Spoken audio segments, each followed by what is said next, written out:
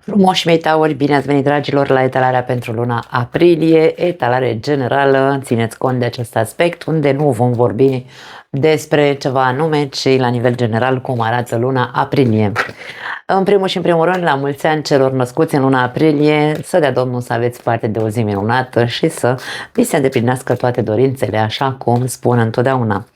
În al doilea rând, vreau să vă anunț că nu mai țin minte dacă în etalarea trecută v-am anunțat că am deschis un nou canal de YouTube unde vorbim despre lucruri, despre viață, fără mască și așa mai departe.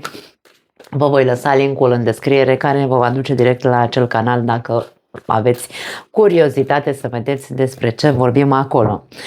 Așadar, acestea fiind spuse, începem să așezăm cărțile pentru luna aprilie pentru voi, dragi tauri. Energia voastră în luna aprilie, 9 de monede. Wow, o energie de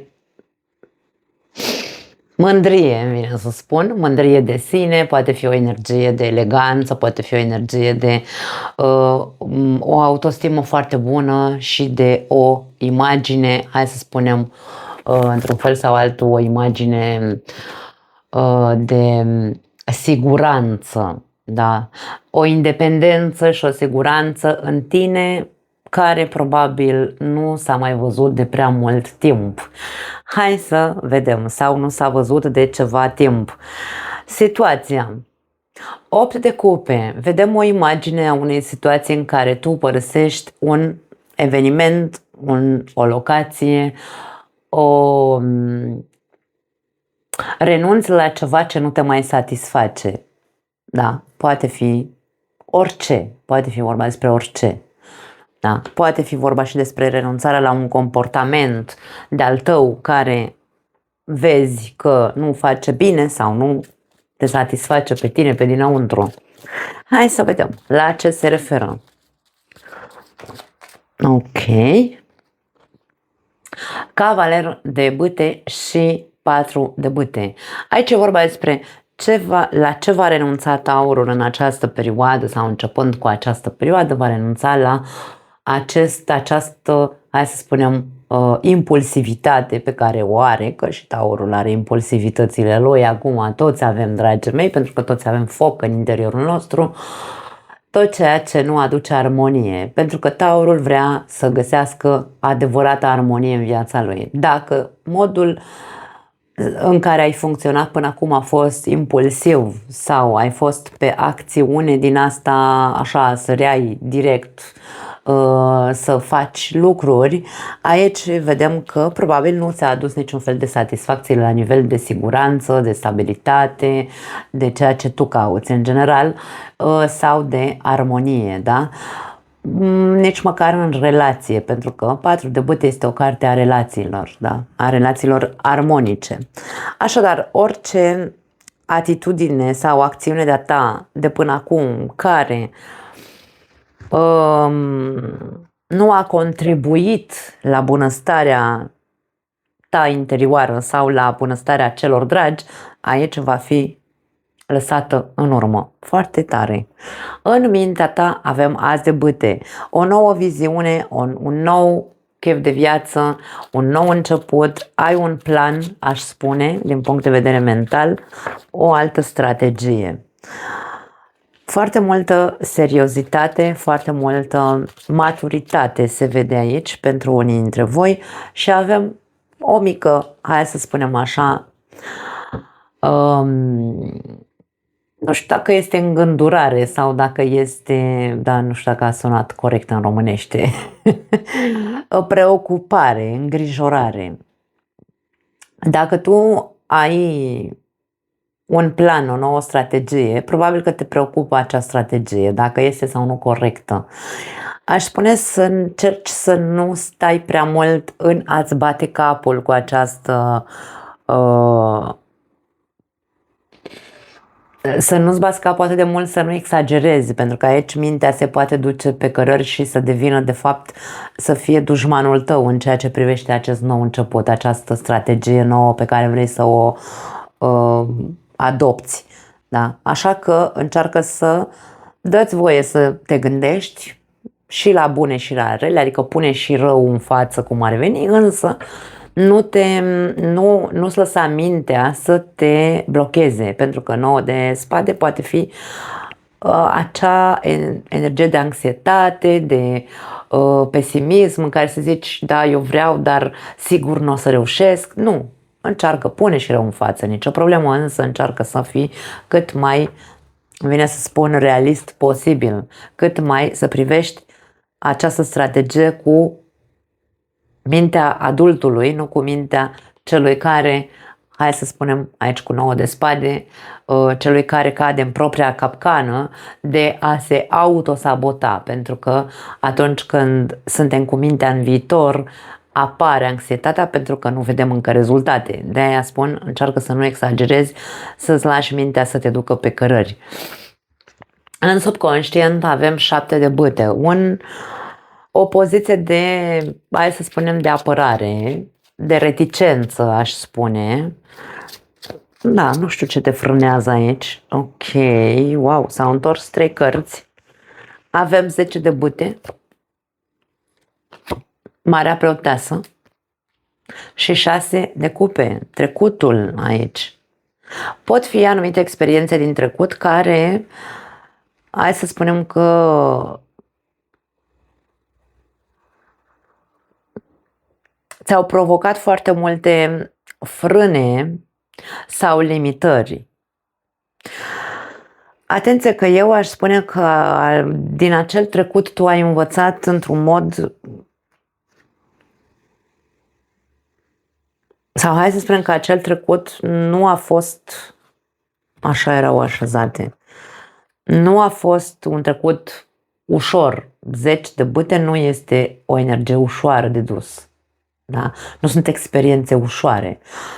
Însă, ce ai învățat și există sau persistă în subconștientul tău este că va fi complicat. Că va fi complicat. Este o frână. Poate că tot ceea ce s-a întâmplat în trecutul tău într-adevăr a lăsat anumite, hai să le numim, efecte, îmi vine să zic, nu, au lăsat anumite, nu-mi place să le zic traume, dar hai să le numim traume, care te limitează.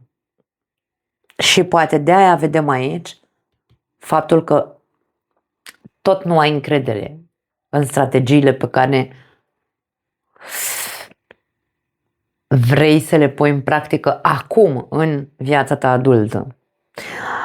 Pentru unii dintre voi poate avea legătură aceste traume cu partea feminină din viața voastră, că a fost mamă, o bunică, o soră mai mare, nu știu, aici pare că are legătură cu o femeie din viața voastră.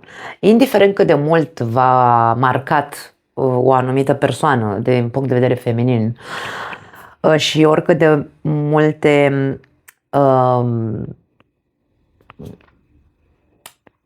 hai să le numim mulți pitici pe creier v-au lăsat, da? Pentru că aici vorbim despre subconștient, cât de multe cicatrici v-a lăsat acea persoană, nu lăsați acele trăiri, acele evenimente, acele cicatrici să vă autosaboteze, vine să spun. Pentru că aici avem o poziție de defensivă, mereu căutăm scuze, mereu căutăm explicații, mereu căutăm să zicem nu pot să fac aia pentru că, nu știu, am traumele astea sau am pățit nu știu ce în trecut, mi-a făcut nu știu cine, nu știu ce și asta m-a făcut să fiu cumva, ăsta nu e un blocaj, însă este o atitudine de defensivă și când suntem pe defensivă găsim foarte multe explicații de ce suntem pe defensivă și ne putem autosabota pentru că mintea noastră ne duce mereu și mereu exagerând la acel eveniment, da. Aici, ca și cum ți se spune, dragă Taur, renunță la tot ceea ce nu îți aduce armonie. Ce nu îți aduce armonie? Mintea care exagerează foarte mult și anxietatea sau îți provoacă anxietate și tot ceea ce tu ai acumulat în subconștientul tău în urma evenimentelor prin care ai trecut, inclusiv din copilărie până acum, da. În trecut avem Regina de Cupe. Ok, hai să vedem cu ce vine, ca să putem să...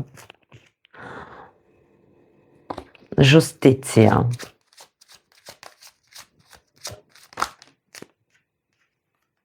Și 8 de monede. Pentru unii dintre voi, Regina de Cupe poate fi o persoană care probabil voi ați iubit-o și de care ați divorțat, poate unii dintre voi. Nu neapărat să fie doar femei, aici putem să vorbim și despre bărbați, da? Este o energie de iubire. Arată iubirea pe care le-ați avut-o față de cineva, eforturile pe care voi le-ați depus în acea relație probabil, însă avem justiția care ne arată faptul că probabil nu mai există acea persoană în viața voastră sau cel puțin în ultimile luni părerea voastră despre această persoană s-a schimbat, o vedeți cu alți ochi. Dacă nu este o persoană Regina de Bâte, putem să vorbim despre partea ta emoțională. Din punct de vedere emoțional, în ultima perioadă ai făcut foarte multe eforturi să scoți la suprafață adevărata ta, hai să o numim, esență din punct de vedere emoțional. Adică cât ești de iertător, compasiv, atașat sau cât de mult te atașezi, de ce te atașezi, pentru că aici ai depus niște eforturi să descoperi niște adevăruri în ceea ce te privește. Cât de mult te atașezi, cât de dependent emoțional devii de anumite persoane, are legătură cu acest atașament și pericolul, aș spune, Reginei de Cupe, este dependența emoțională și frica de a pierde ceea ce iubești. Poate că ai descoperit cum funcționezi cu adevărat din punct de vedere emoțional, poate fi și asta. Sau ți-ai văzut atât bunele cât și relele din punct de vedere sufletesc sau ale acelor atașamente. Se vede că ai făcut niște eforturi să accepti ceva la tine și poate de aia vedem această imagine de renunțare la acele lucruri care nu te lasă să ai o viață stabilă, structurată și armonică. În următoarele 3 luni de zile avem un nou început. As de monede. Asul de monede ne arată un nou început stabil, solid. Avem claritate mentală. Hai să vedem ce mai avem. Și Regina de Bâte. Foarte tare.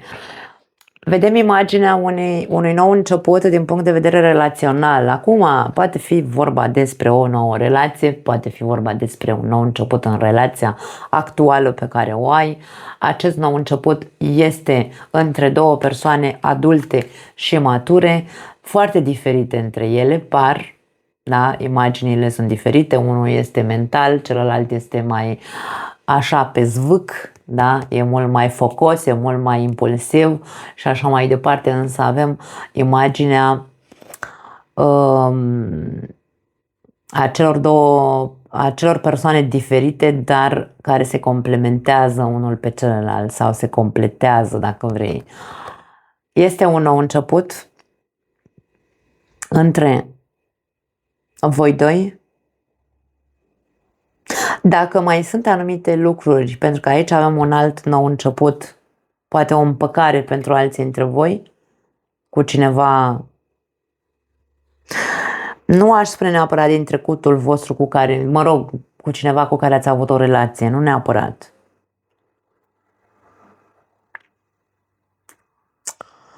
Poate fi, dar nu neapărat este imaginea asta.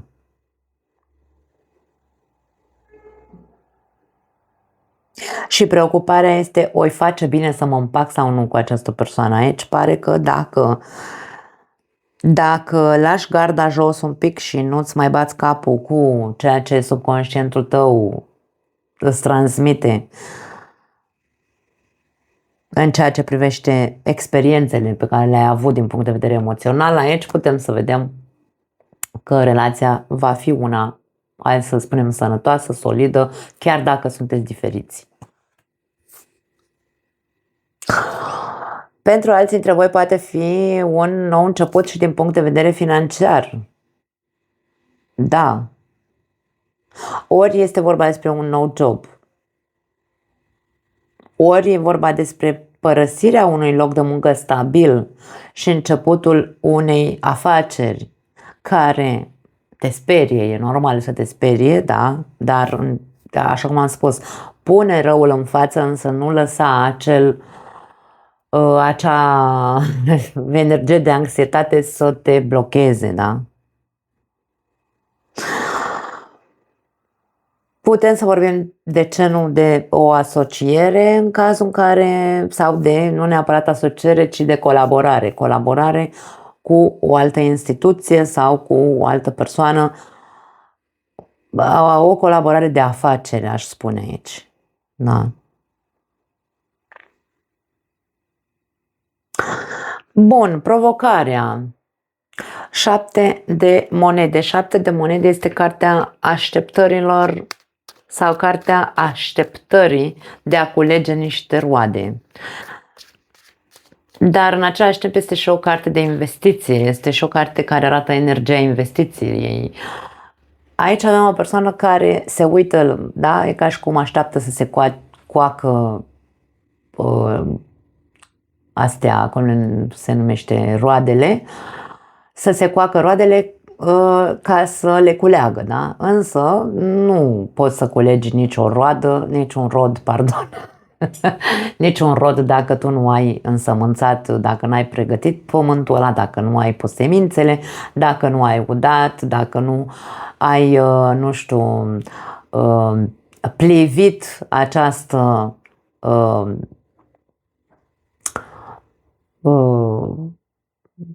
plantă pe care ai pus-o în pământ, da, n-ai avut grijă de ea, de aia se spune că este cartea investițiilor. Înainte să culegem niște roade, trebuie să facem niște lucruri, da? Trebuie să facem o investiție. Hai să vedem, ești provocat să investești din punct de vedere emoțional. Ești provocat să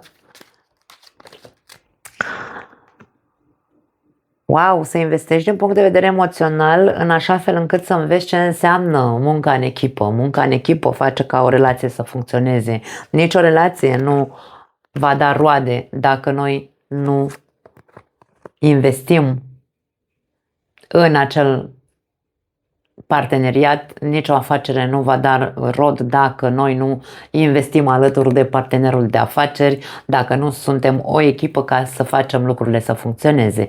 Așadar, asta este imaginea provocării pentru voi, dragi mei, foarte tare. Puneți-vă la treabă, aș spune. Energia este bună pentru voi, doar că trebuie să nu cădeți pradă, îmi vine să zic. Nu vă lăsați târâți de mintea voastră pe coclauri, nu vă lăsați evenimentele din trecut să vă împiedice, da? Și să stați tot timpul în gardă, în frică, ci pur și simplu investiți. Pur și simplu dați-vă voie să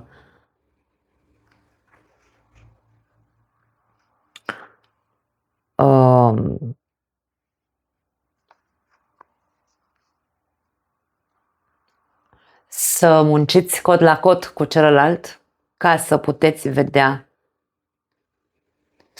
care vor fi roadele pe care le veți culege. Surpriza! Wow, 10 de spade! 10 de spade poate fi finalul suferinței. Mulți dintre voi poate că închideți un capitol de suferință, de victimă, de nu știu, da? Este imaginea victimei aici. 5 de bâte, foarte interesant. Și pași de cupe, de ce avem, ne lipsește regele de cupe și cavalerul de cupe, dar avem de 2 ori regina de cupe și avem aici pașul de cupe. Surpriza este probabil, hai să spunem așa, pentru unii dintre voi poate fi surpriza o ceartă Dar nu este o ceartă așa foarte puternică, este mai mult o contradicție. Mie Cinciul de Bâte îmi place să spun că este cartea certurilor tâmpite, ne agățăm de orice rahat ca să facem aici o mare tragedie. Se poate face o tragedie din ceva anume. Poate fi vorba despre o ceartă sau o răfuială cu copilul, dacă aveți copii, poate fi o răfuială cu cineva care este mai vulnerabil emoțional în această perioadă, sau poate fi pur și simplu, pentru alții dintre voi, poate fi pur și simplu o suferință pe care o veți avea pentru că în voi încă există foarte multe contradicții sau foarte multe chestii care se bat cap în cap în ceea ce privește ceea ce simțiți sau ceea ce iubiți. Ce contradicții aveți în interiorul vostru? Pentru că aceste contradicții vă provoacă suferință. Da. Ascultă-ți inima. Ce-ți spune inima? Ce-ți spune intuiția ta? Băi, e bine să mă bag, să mă împac cu persoana asta? E bine să investesc în afacerea asta? E bine să investesc în relația asta? E bine să nu doar sta cu această imagine de și dacă o să sufăr, și dacă nu o să iasă bine, până nu încerci, pentru că fiecare paj este imaginea experimentatorului sau imaginea celui care vrea să experimenteze. Până nu-ți dai voie să experimentezi, nu te ajută cu nimic să trăiești cu și dacă o să...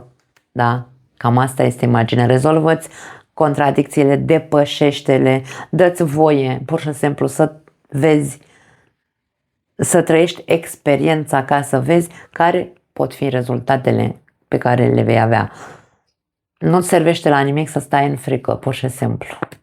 E ca și acea poveste cu dropul de sare, da? Vai, cade dropul de sare de peste copil, dar nu-l ia nimeni de acolo, da? Așadar, cam asta e imaginea. Concluzia, rege de monede care se repetă, l-aveam aici în capul tău. Regele de monede este imaginea maturității, insist, și a persoanei cu picioarele pe pământ, realistă, care zice, da mă, cam asta e realitatea, hai să văd ce fac cu ea.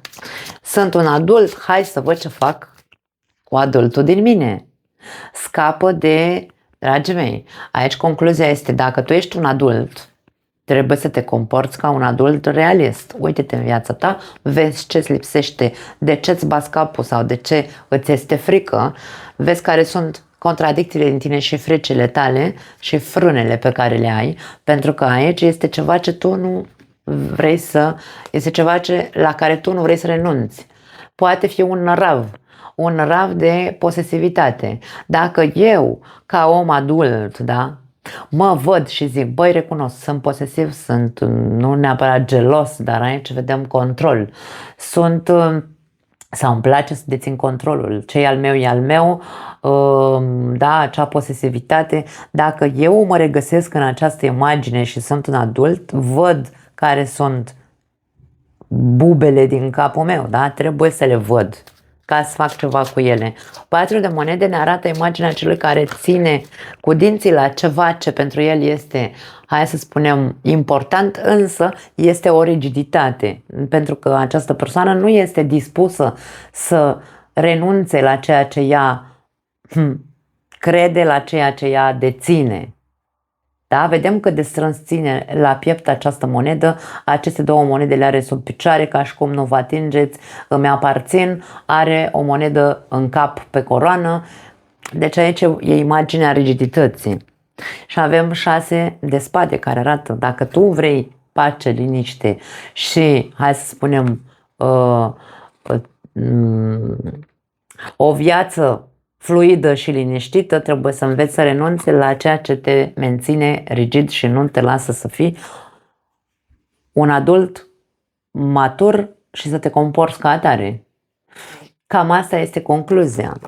Nu, eu aș spune că este hai să zicem așa, o etalare extrem de frumoasă, dar are anumite tipsuri care zic, măi, taurule, Cam asta e. Imaginea ta și atitudinea ta sau energia ta este una de, hai să spunem, de, cum am zis la început, de încredere în tine, de independență și așa mai departe, dar vedem faptul că totuși în tine există anumite lucruri care îți creează o incoerență în ceea ce privește atitudinea pe care o ai și pare că tu, ca să ajungi să funcționezi sănătos ca un adult realist cu picioarele pe pământ, mai ai nevoie să mai scapi de anumite chestii la care încă ții cu dinții. Cam asta este ideea. Nu este o etalare sub nicio formă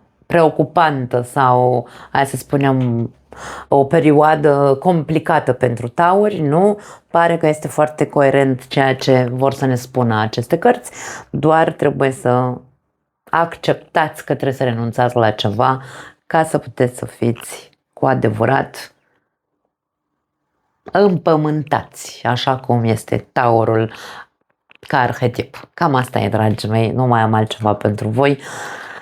Vă pupăcesc. În viața noastră oricum nu funcționează nimic atâta timp cât există rigiditate, pentru că rigiditatea ne duce la inflexibilitate. Și noi putem să avem o imagine despre noi că suntem cele mai realiste persoane și cele mai sănătoase persoane și cele mai, nu știu, serioase și totuși să fim extrem de rigizi și să nu vedem că avem acea rigiditate decât dacă ne uităm frumos în prezentul nostru și vedem cât este de agitat. Și dacă ne dorim liniște, este un 6 de spade, este un proces care ne duce către o nouă viață, să zicem așa, este un